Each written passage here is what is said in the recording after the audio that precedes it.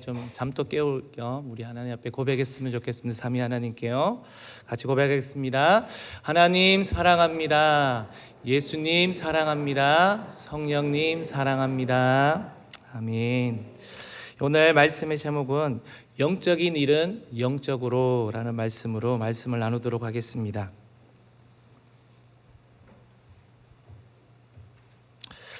고린도전서는 바울이 3차 여행 중에 에베소에서 사역 중에서 고린도 교회 몇 명의 성도들이 그곳에 찾아오게 됩니다. 바울이 고린도를 떠난 이후 발생한 이런저런 이야기를 그들을 통해서 듣게 됩니다. 그들의 미성숙함으로 인한 분쟁 등을 하나씩 편지로 그 고린도 교회에 답을 해주는 내용들입니다. 바울은 고린도 교회 성도를 향해서 교회 안에 일어나는 그들의 분쟁들이 결국은 영의 문제임을, 영의 문제를 어떻게 해결해야 될지를 말씀해 주고 있는 것입니다. 이러한 관점으로 본문들을 읽어 나가시기를 바랍니다. 이러한 모든 문제들도 그 이면을 들여다보면 분명히 그 갈망에서부터 시작이 된다는 것입니다. 그런데 그 갈망이 어떠한 갈망이냐 하는 것입니다. 영은 우리에게 갈망을 불러일으킵니다. 갈망은 인간을 인간되게 하는 가장 기본되게 하는 것입니다. 그런데 아무런 갈망이 없다는 사람은 영혼이 없는 사람과도 같습니다. 그 사람은 삶의 목적이 없고 어쩌면 멍 때리는 것과도 같습니다. 몸은 있으나 인간이라고 할 수 없다는 것입니다.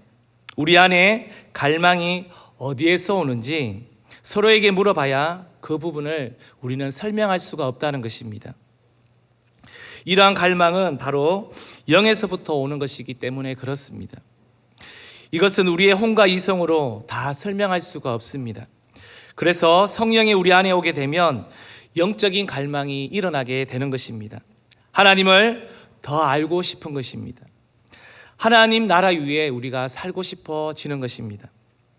왜 갑자기 이런 갈망이 올라오는지 우리는 설명할 수가 없다는 것입니다. 예수님의 이야기, 그 예수님의 십자가 이야기, 그런 이야기를 하면 왜 우리 마음에, 우리 가슴에 눈물이 나는지 우리는 설명할 수 없다는 것입니다. 또한 우리가 찬양을 부르고 말씀을 듣는데 내 마음이 왜 뜨거워지는지, 또 우리가 오로지 기도회로 지금 밤과 또 새벽으로 이렇게 육신이 피곤한 가운데서도 이렇게 나와서 말씀을 듣는 것은 우리가 우리의 생각으로, 이성으로 이것을 설명할 수 없다는 것입니다. 바로 하나님의 영이 우리 안에 들어오면 이러한 갈망들을 불러일으킨다는 것입니다. 그런데 세상의 영도 마찬가지입니다. 세상의 영도 우리 안에 들어오면 갈망을 일으킨다는 것입니다. 그 갈망에 따라서 그 영을 우리는 명칭하게 됩니다. 권력의 영이라 하면 권력에 대한 갈망이 올라옵니다. 물질의 영이라 하면 돈에 대한 갈망이 올라옵니다. 음란의 영이라 하면 음란에 대한 그 갈망이 올라온다는 것입니다. 성령도 우리 안에 들어오면 영의 갈망을 일으키듯이 세상의 영도 우리 안에 들어오면 갈망을 일으킨다는 것을 우리는 꼭 기억하시기를 바랍니다.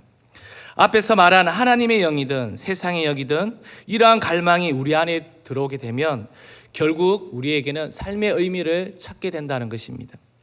이것은 바로 영에 속한 부분이 있기 때문에 그렇습니다. 그 의미를 이루었을 때 우리에게는 여러 가지 감정들이 일어나게 됩니다.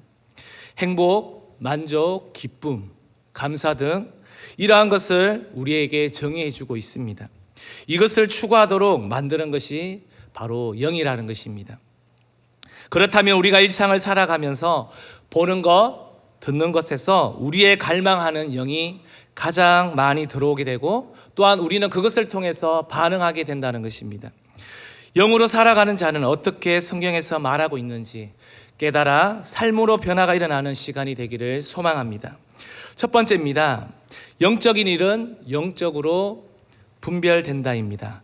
우리 13절에서 14절 읽었지만 다시 한번 읽도록 하겠습니다.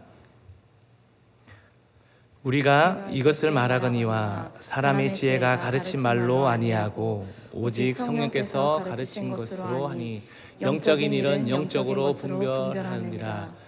육에 속한 사람은 하나님의 성령의 일들을 받지 아니하나니 이는 그것들이 그에게는 어리석게 보임이요 또 그는 그것들을 알 수도 없나니 그러한 일은 영적으로 분별되기 때문이라. 영적인 일은 영적으로 분별된다라는 이 13절에 그 분별이라는 말은 비교하다, 결합하다, 해석하다는 뜻을 갖고 있습니다. 또 동일한 말씀으로 14절에 기록된 분별은 자세히 조사하다 그리고 파헤쳐서 조사하다는 뜻을 갖고 있습니다. 육에 속한 사람은 두 가지 의미를 갖고 있습니다. 하나는 모든 동물들이 공통적으로 갖고 있는 본성과 감각으로 행동하는 그 의미를 갖고 있고요.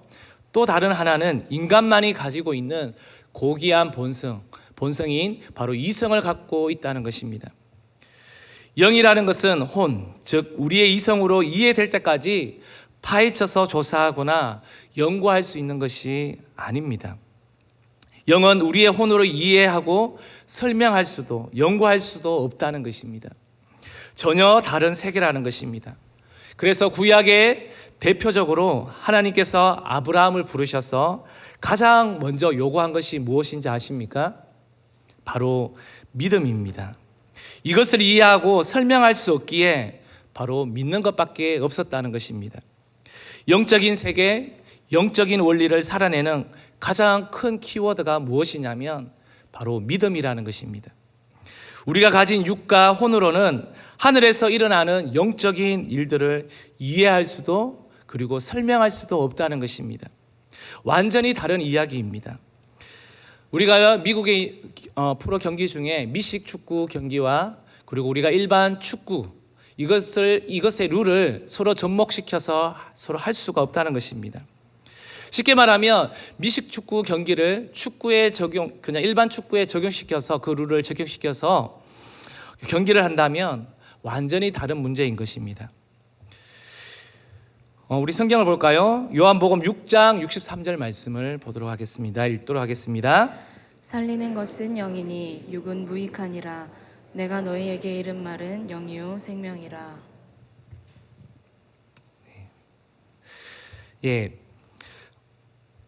살리는 것은 영이라고 하였습니다. 육은 무익하다고 했습니다. 우리가 이 땅에서 살아갈 때 육과 혼으로 열심히 일을 했다고 해서 바로 영의 일로 그것을 대체할 수 있을까요? 전환이 될까요? 그렇지 않다는 것입니다. 일어나지 않습니다. 육적인 일이 영적인 일로 대처되지 않는다는 것입니다. 우리 13절 말씀에 보면요, 영적인 일은 영적으로 분별하느니라 말씀하고 있습니다. 모든 종교는요, 인간이 노력해서 그 신을 향해 달려갑니다. 그러나 기독교는 하나님이 우리에게 찾아오셨다는 것입니다. 영의 일은 우리가 땅의 일을 열심히 노력해서 하늘을 감동시키는 것이 아닙니다. 하늘의 떡이 바로 하늘에서부터 우리에게 임해야 한다는 것입니다. 성령이 먼저 우리에게 임하도록 우리는 날마다 기도해야 합니다. 세상의 영도 우리에게 임하면 이해할 수 없는 일들이 우리에게 일어납니다. 어느 시대에나 활동했던 이단들은 있었습니다. 특별히 우리 한국교회도 한국교회를 혼란에 빠뜨린 신천지 등 그곳에 속해 있는 사람들을 우리가 혹시 이성으로 이해가 되십니까?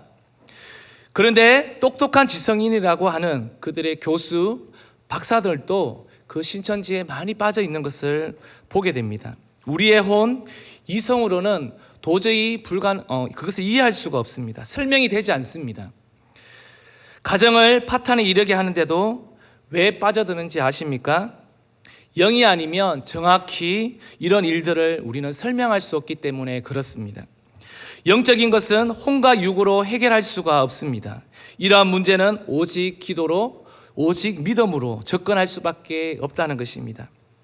지금 크게는 우리나라에서 일어나고 있는 여러 가지 복잡한 문제, 이단의 문제, 그리고 정치의 문제, 북한의 공산주의 체제, 그리고 인본주의 문제, 동성애 차별법 등 이러한 문제 등 이러한 것은 모두 영에 기초하고 있다는 것을 우리는 기억해야 합니다.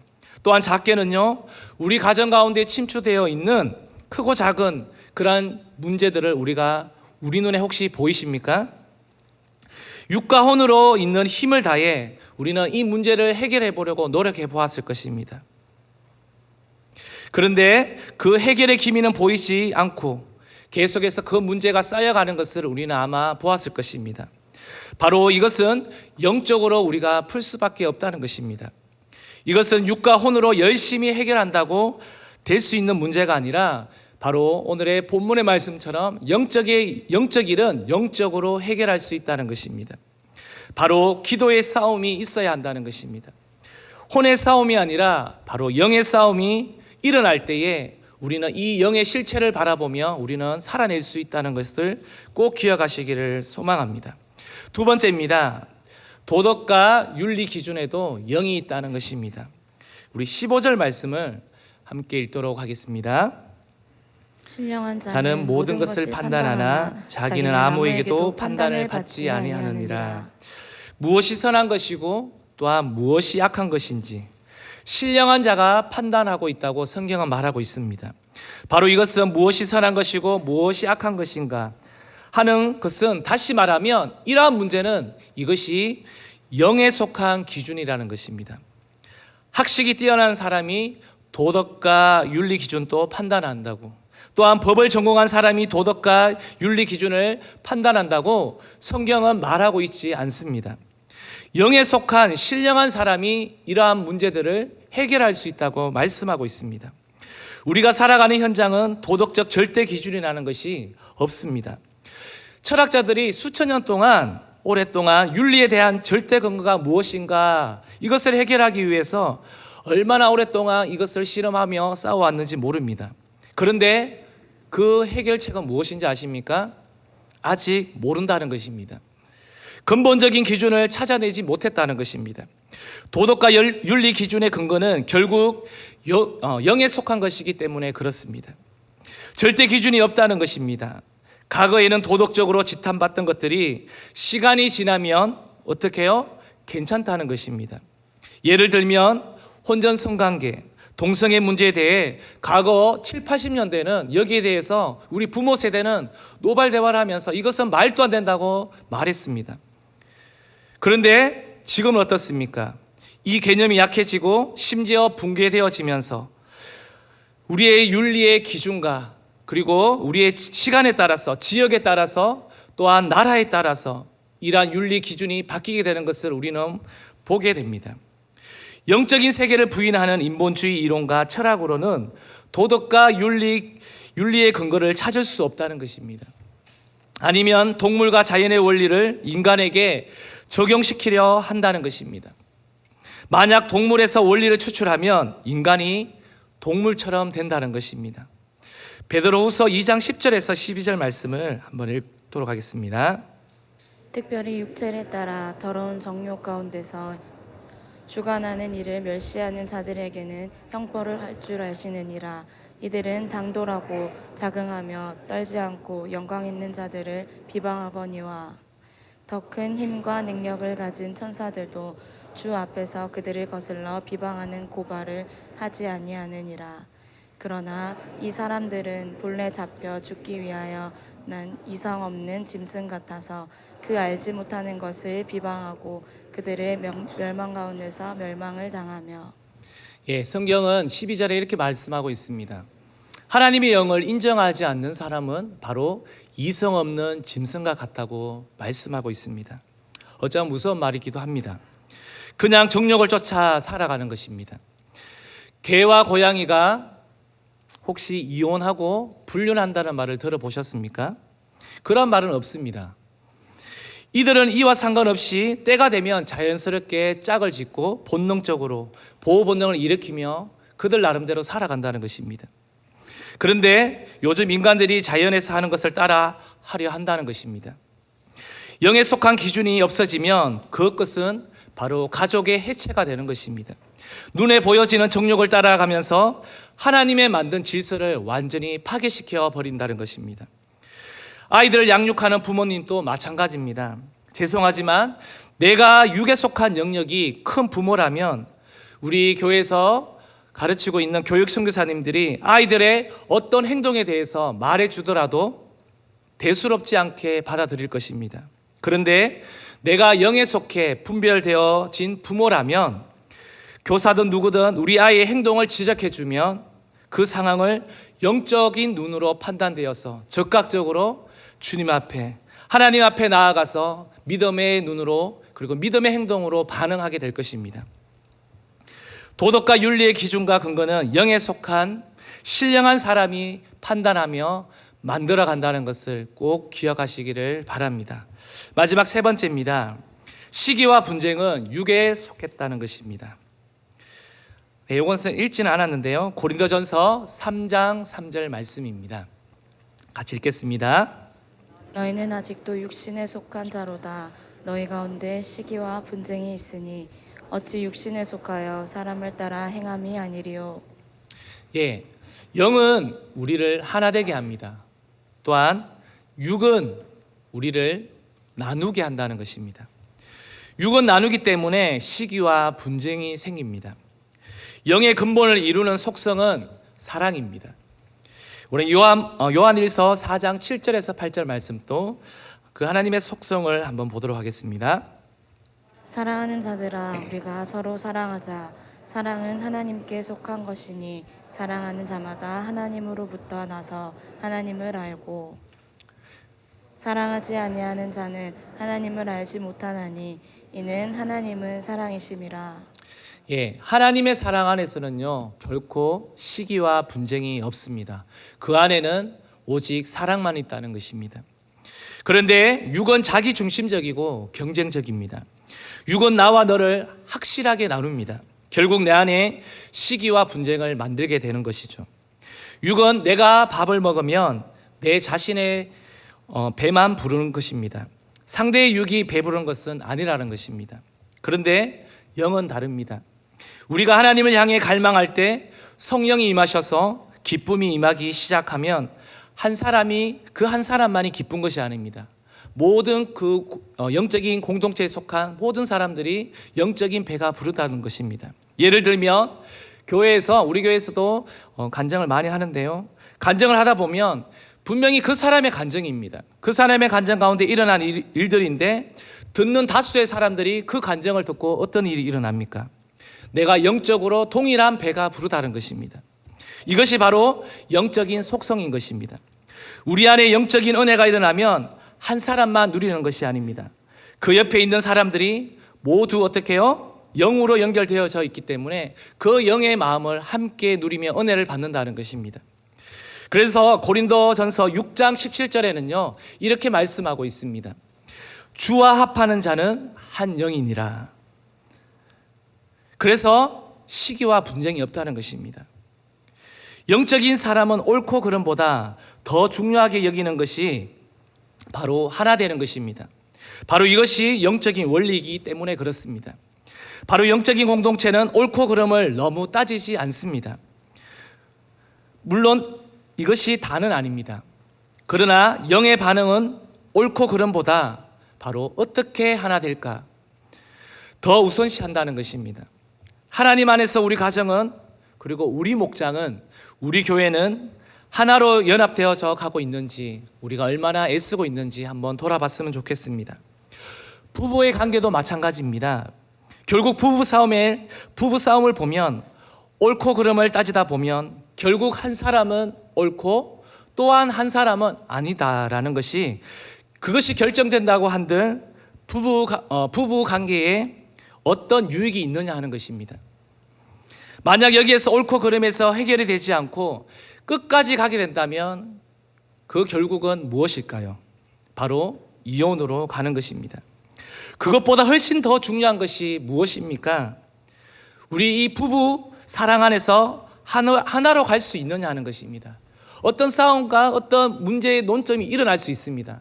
그런데 정말 영적으로 깨어있는 사람은요 그 문제 가운데 이것의 문제가 무엇인지 그래서 이것을 어떻게 우리가 풀 수 있는지 하나로 갈 수 있을지 여기에 대해서 고민한다는 것입니다.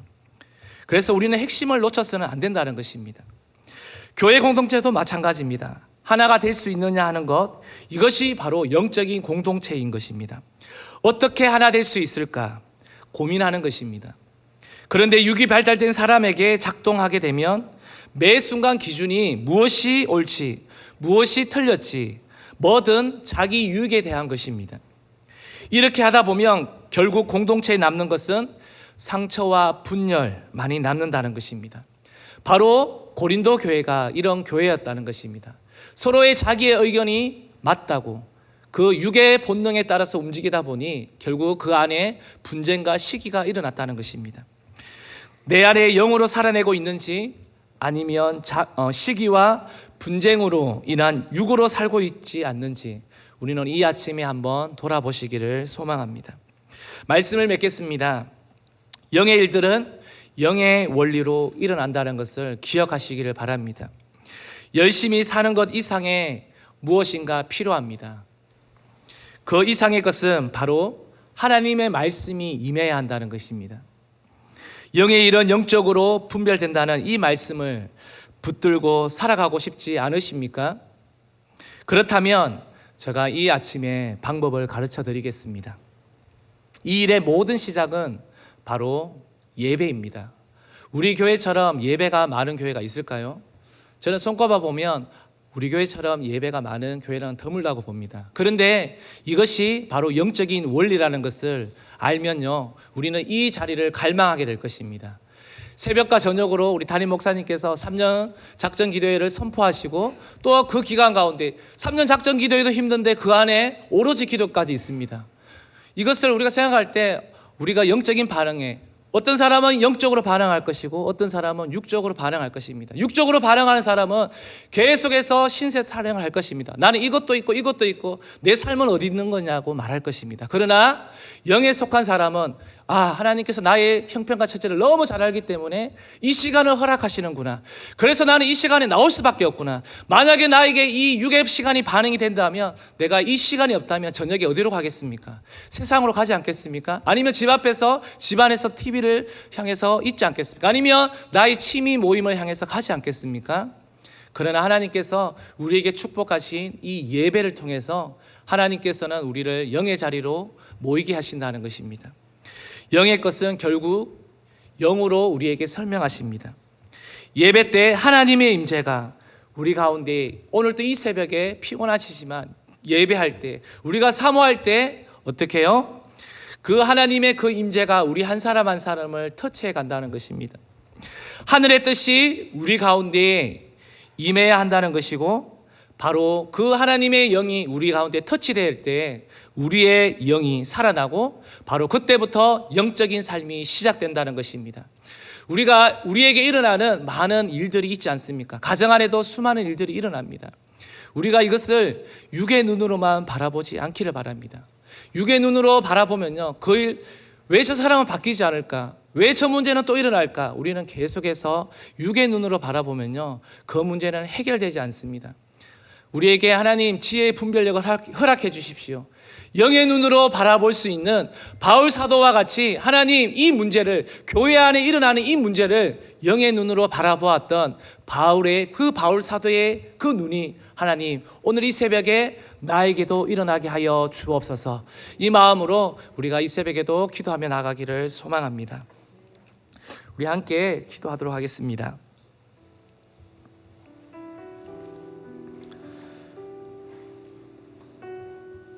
오로지 기도 가운데 있습니다. 이제 또한 오로지 기도 가운데에 끝을 향해 달려가고 있는데 육신은 많이 피곤할 것입니다.